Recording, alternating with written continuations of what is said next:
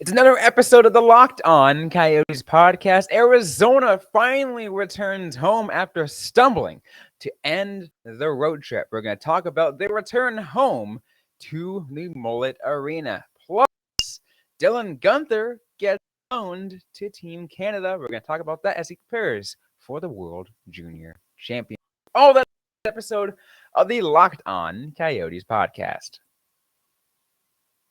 Your Locked On Coyotes, your daily podcast on the Arizona Coyotes, part of the Locked On Podcast Network, your team every day.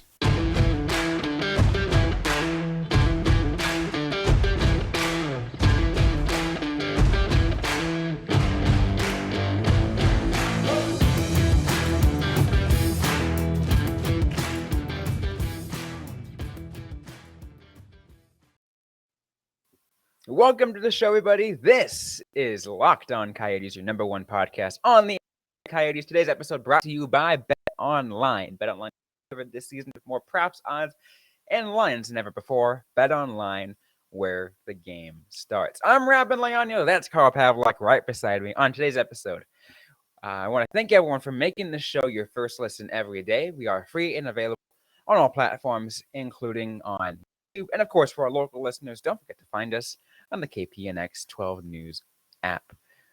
We got a great show for you guys on today's episode. We're talking Arizona's return home to the Mullet after having a 14-game road trip, which they stumbled to end. Carl, we can talk a little about that, their horrendous end to the road trip. But I guess let's get that out of the way for about a minute or two. That last game, no. Yeah, it was really horrible. And something that I felt like watching the game was after the Coyotes have stayed close in so many games, it's kind of nice to just know that they are completely outplayed and they're not coming back. Like there's no kind of tension in this game because they were just getting whooped. Well, let's also remember, and I'm going to go ahead and once again thank Jenna Ortiz of the Republic on our show. But it was said during that pregame show, it's like, hey, don't give Connor McDavid an inch. Don't give Leon Draisaitl an inch. Like, is that an impossible task? Yes, but at least try to contain them. Don't give Ryan Nugent-Hopkins an inch either. It's kind of telling that Ryan Nugent-Hopkins is like the third man on that list, and he's still a phenomenal hockey player. No, Edmonton is really good right now. Their players are clicking. They can generate a lot of offense. And the Coyotes are really bad. And they took a lot of dumb penalties, and the Oilers made them pay. Like, end of story. Yeah. Also, speaking of Edmonton, Edmonton boy Dylan Guenther, made his return to Edmonton that game. If you saw some of the posts, about every Edmonton media organization was in attendance at the Coyotes media scrum to interview Dylan Guenther, and it was something to have him back. Probably for him to probably be back there. Absolutely. Especially because no one knew where he was going to be at the start of the season. Yeah, like you and I were just like, yeah, let's just try him out and then let's send him back. Yeah. And I can only imagine the local guys were thinking to themselves oh, we'll probably be able to get Guenther back right away, maybe 10 games. And they've been covering his team for such a long time. I can imagine wanting to hear from him. And just it was good to see him get a nice homecoming, because that's always nice to see a player return to their home for the first time. Speaking of Dylan Guenther, Guenther actually won't be returning to the Coyotes to the Mullet tonight because he's been loaned to Team Canada in preparation for the World Junior Championship at the end of this month. Obviously, there's some training camp stuff and some other stuff to get taken care of. But he's now that he's getting on loan, that's like I'm always surprised. We have a really good Canadian hockey player, and he's like heading on his way to another junior championship. Yeah, yeah. And not only that, Guenther wasn't exactly lighting the world on fire, so it became clear at a certain point, like, this is good for his development. He's going to get more minutes. He's going to get meaningful minutes. He's going to be playing in actual meaningful games, which he is not going to get with the Coyotes. Right. If he had 10 goals on the year, we probably wouldn't be having this conversation. He has 3. Yeah, 3 goals, all in the power play, which is good. It's a nice development, but it doesn't show kind of like the I'm too good to be playing in the World Juniors. I need to be continuously playing against men in the NHL. Plus, again, I think he really wants to get that chance again, especially after like the way the World Juniors ended up in the last couple of years. There was none in, you know, 2020 going into 2021. The 2021-22 one got postponed to the summer, which he got injured. So, like, I'm sure he's got a redemption, like a redemption story here too. Yeah, I mean, it's his like last chance. And if it wasn't for age, it would be because he is going to be a full-time NHL player. They're not going to do this again next year. They would never. So like it's his last chance to kind of like show what he can do at that level. And I'm sure that means something to him. It's weird because you would think that it wouldn't because he has made it to the NHL, but people often feel like they have unfinished business, and I can only imagine that the World Juniors is unfinished business for Guenther. What are your expectations for Guenther? Obviously, there's early expectations. We'll talk about more expectations when we get closer to the actual championship and we focus on more of the actual Coyotes prospects who will be there. But what are your early expectations for Guenther heading into the World Junior Championship? I expect him to be one of the better players. Like every World Juniors, we get reports and like, here's who was good, here's whose stock shot up, here's who is down. I want Dylan Guenther to make every one of those lists. I don't think that he can be like MVP. He's on a team with Shane, right? But I do want him to be a standout player, a top 10 of the tournament. That is my expectation. And I think it's a pretty high one. Absolutely. I think that's definitely an achievable thing for someone like Guenther. I mean, he was a top 10 pick in the previous draft, not this last one, but the previous one. Yeah. So that's still saying something. Yeah. It definitely is. And there's always the chance that someone's going to be like a dark horse contender and just kind of like show what they can do. But Guenther is a player who I think is playing well in the NHL, well enough that he should dominate the World Juniors. An example of a dark horse candidate a couple years ago, in the 2018-19, was it 21? Yeah, I think it was 21. Wow, it's been that many years. It was when I first started. It was that on. That's when it was. John Farinacci say. Yeah, John Farinacci definitely like had a good tournament. And you get that like every year. It wasn't the World Juniors, but like Liam Kirk had that great tournament In a and world championship. yeah, it's definitely like there are players who you don't expect to come out and have big games. Guenther is a player who comes in with so much expectations that like, yeah, I think he can very much succeed our expectations too. Like I'm saying top 10, he's probably striving for top 5. Oh, probably. Yeah, I'm sure he's shooting for that. Anyways, though, we have a game to discuss. Arizona Coyotes host the Boston Bruins. First game at the Mullet in over a month. We're going to talk about that game, break it down, what to expect in all just a moment on the episode of the Locked On Coyotes podcast. But Today's episode brought to you by BetOnline. BetOnline.net is your number one source for sports betting information, stats, news, and analysis. It's where you can find all the latest odds and trends for every professional and amateur league out there. From football to basketball to soccer and esports, we've got it all at betonline.net. And if you love sports podcasts, you can find those on BetOnline as well. And of course you do. You're listening to a sports podcast. You love sports podcasts. And they're always the fastest and easiest way to get your betting information. Head over to the website today or use your mobile device to learn more. Bet online, where the game starts. now I want to go ahead and move on to that game, because the Coyotes are, finally back home.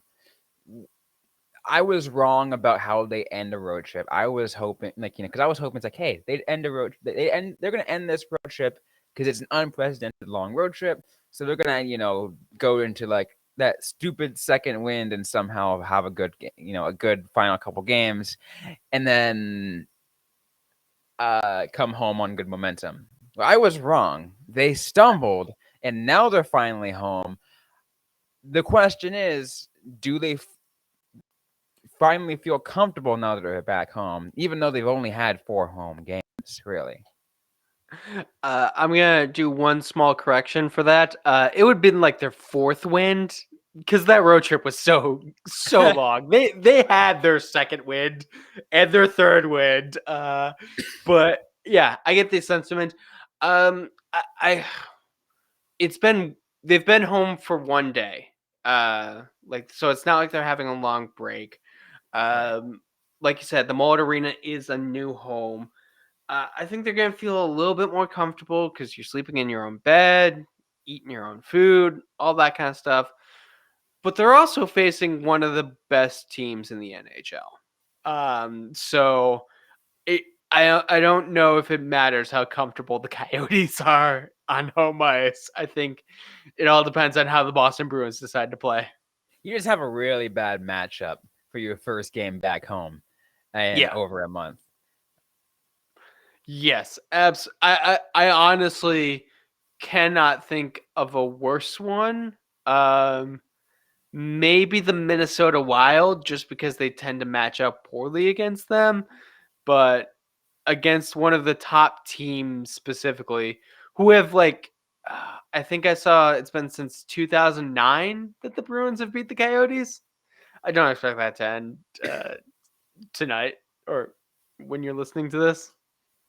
Yeah, no, I really don't think it's gonna end well for the Coyotes on that side. It's plus,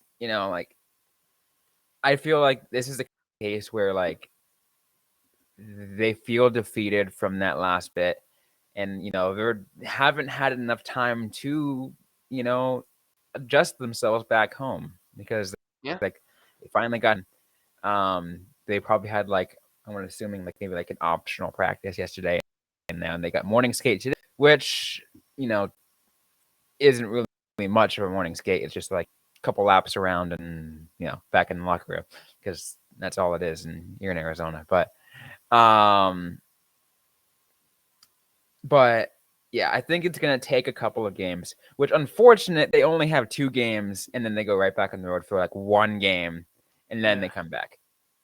But after they get the Tuesday game against San Jose, it's just San Jose is why place it right there? I mean, they are going to get 2 days off after that, so that is nice. I think that's going to be when they can kind of rest and rebound. Yeah, it's definitely, there's a lot of issues with the Coyotes, and I think some good practice time at home will eventually sort some of those out. Hopefully fewer penalties. Hopefully fewer too many men on the ice penalties specifically. Hopefully the power play picks up. Hopefully a lot of things. Like they're not going to be like great, but they're going to get better. Like the games will hopefully be less frustrating to watch and less frustrating to play. Yeah. I wonder too, as I think about the way the Coyotes are going to play and the way they're going to do when they will be now that they're back home. Because we've seen a tale of two different versions of the Coyotes at the moment, right? Yeah. Actually, say three different versions. The competitive loss version that we saw at opening night. Sure. The surprising one against the Florida Panthers. Surprising is always a good way to describe wins. Yeah, sure. And the absolute cluster of a show against the Dallas Stars. So three different ones. One is like, they fought. The other one's like, oh wow, they won. And the second one's like, oh, that's right, they're rebuilding. I mean, there's also the close New York Rangers 3-2 loss in regulation. Also, I would tally that up as competitive loss. Yeah. Like, and that's kind of been the Coyotes most of the season.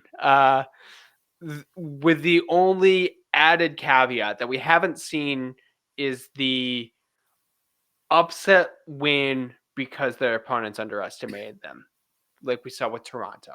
Like, I think that's a classic example of a team just being like, it's the Coyotes, we don't have to care, and them just kind of like steamrolling them in a way. That was Carolina too. Yeah. And I don't know. I don't see Boston being that team. They have the second most goals and they have the fewest goals against. It was just gross looking at the standings. They're like a 52 goal differential 25 games in. That doesn't seem fair. No, it doesn't seem fair at all. But I'm like, how just to me, I feel like let's get December out of the way. I think January we will retake a look at how they can be at home. It is the first week of December, and you're already like, just toss the month. We're done. We're moving on. There is so much more that's going to be happening, and you're already just ready to give it away. And you are 100% right to do so. Which is funny because, like, normally, and the listeners here know this, I'm a lot more of an optimist than you are. And yes, I am very pessimistic. Well, you are optimistic in your thinking that January is somehow going to be better than December. Like, I'm not saying better. I'm just like, all right, it's a reset, right? Because you end a road trip on a note like that. It's kind of hard for me to compare how these this homestand these home games are going to be. So, clear that out of your system. Don't even worry about it. And don't even worry about, obviously, as fans, don't even worry about it. If you're the Coyotes actually playing, no, you better be goddamn worrying about it because you're playing. But yeah. You're still playing for your jobs and your contracts. Do the things that you need to do. I'm actually looking at the month of January. It is some of the weirdest scheduling I've ever seen in my life. There are no Wednesday games in the entire month of January. What was that? No Wednesday games in the entire month. Also, no Monday games and only one Friday game. Interesting. Yeah. I'm guessing scheduling, college events, that sort of thing, had to make the schedule work somehow. I mean, I guess because you got ASU hockey and you got a bunch of other ASU athletic events. Because for those that don't know, Mullet Arena is home to more than just ASU hockey and the Coyotes. It's home to a lot of other ASU athletic events. So, Yeah. I've seen, I think, wrestling on Twitter a couple times. gymnastics too. Yeah. So Classic things you would put in like that kind of arena space. so that's why it's But called. For a while, it was called the Multi-Purpose Arena before it was given the name Mullet Arena. But like, I do think that the home stands are going to be important for the Coyotes because they're going to need to figure out a way to play and improve in a way where they weren't able to. yeah, It feels almost like they're going to have to become a completely different team because they were a road team for the longest time. Now they're going to be a mostly home team. And like we have seen that with NHL teams. There are some teams, some years that like are phenomenal on the road, can't get it together at home. Others, complete opposite. So it'll be interesting to see what the Coyotes can do. I do not have very high expectations, though. yeah. I was saying another thing too that could be something to pay attention to with the, we have this homestands coming up. Is the Coyotes organization collecting signatures for the ballot? Ah, yes. I'm sure they're going to be available. I think that they said that they wanted to get it done in 10 days, and it's like 2,000 signatures, so shouldn't be too hard. But yeah, if you are like you can literally, like get that done in the night. yeah. Like, Probably, yeah. If you are a Tempe resident, though, and it's available, yeah, definitely give it a sign. absolutely. Anyways, though, what we're gonna do is we're going to go move on this preview. Locked On Coyotes as the Arizona Coyotes host the Boston Bruins. We're going to get to keys to the game, players to watch out for, and of course the BetOnline picks of the game. All that and more on this episode. I do want to thank everyone, though, once again, for making Locked On Coyotes your first listen every day. For your second listen, be sure to check out Locked On Sports Today. From the games that matter most to the biggest stories in sports, go beyond the scoreboard and behind the scenes. Local experts and insights only Locked On can provide. Locked On Sports Today is available on this app, on YouTube, and wherever you get your podcasts. Now let's move on to keys of the game, though, Carl. What are your keys for Arizona to make this competitive? I won't say win in this case, but make this competitive. Make this competitive.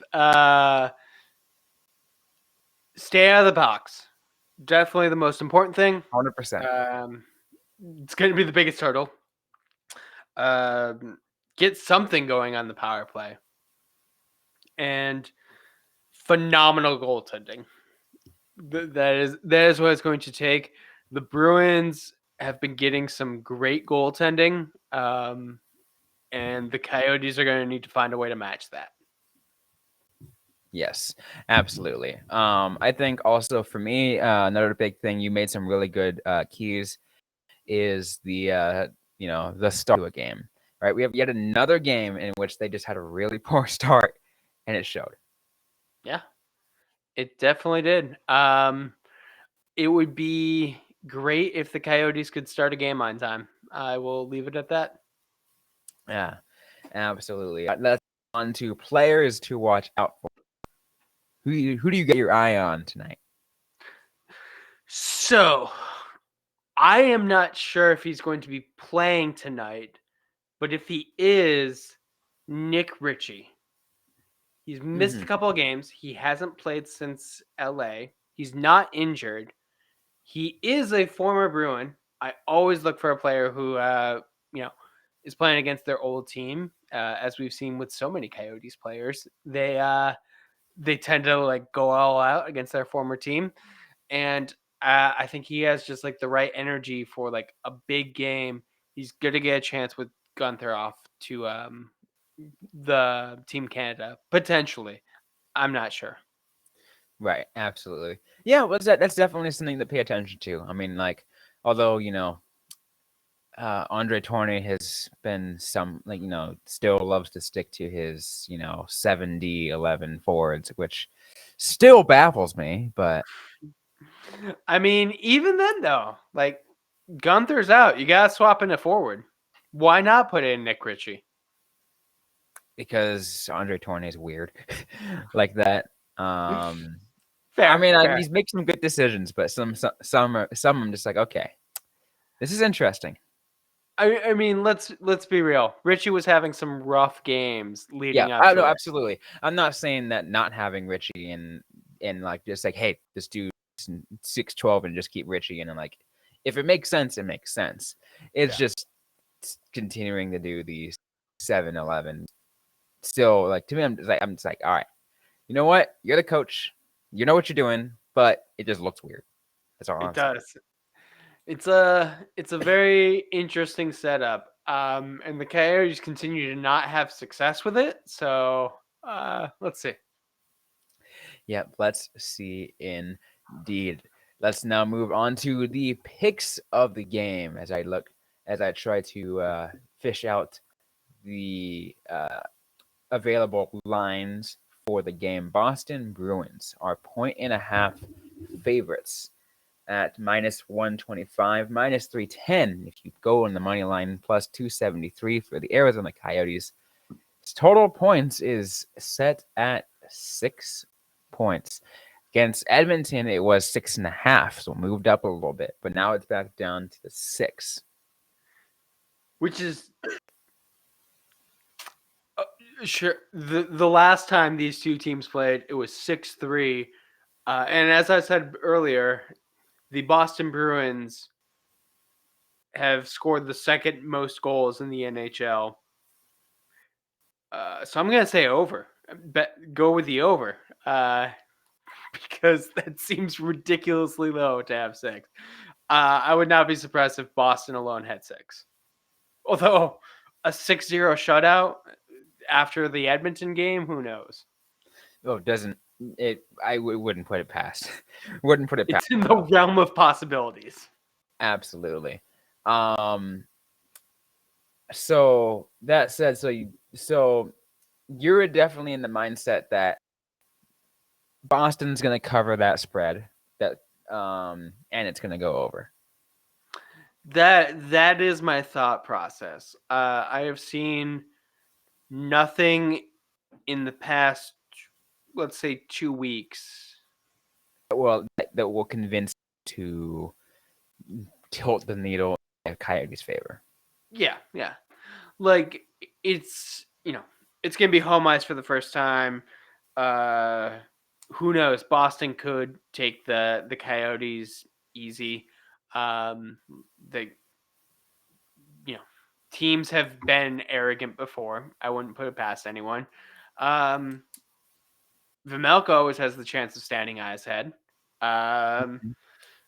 Clayton Keller's been quiet lately. Maybe he heats up. There's a lot of good things that could happen. A lot could go absolutely right.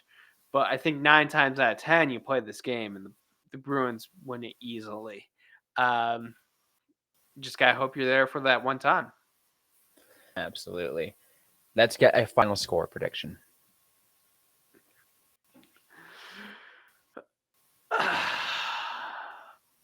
5-2. 5-2? Let's do 5-2. 5 to 3. You get the Coyotes a little bit of a slight benefit though. Given that, yes, it's at home and there's gonna be a bit a energy pump from the fans at the moment. I do believe that there will definitely be some there. So that's where the third goal is going to be coming from. But I still am taking the Boston Bruins in this game. To be honest, I'd kind of be a fool if betting wise I didn't. So. Yeah. Although, I mean, it's one of those chances where the odds are so stacked in Boston's favor. Who knows? Maybe the Coyotes can pull off the ultimate upset. I mean, you never know at this point. Like we've discussed, Hockey's dumb. Hockey is dumb. Hockey is very dumb, and dumber things have happened. Trust me.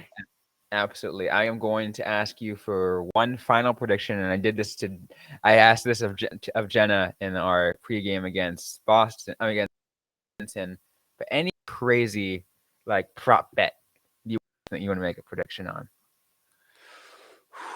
Ooh.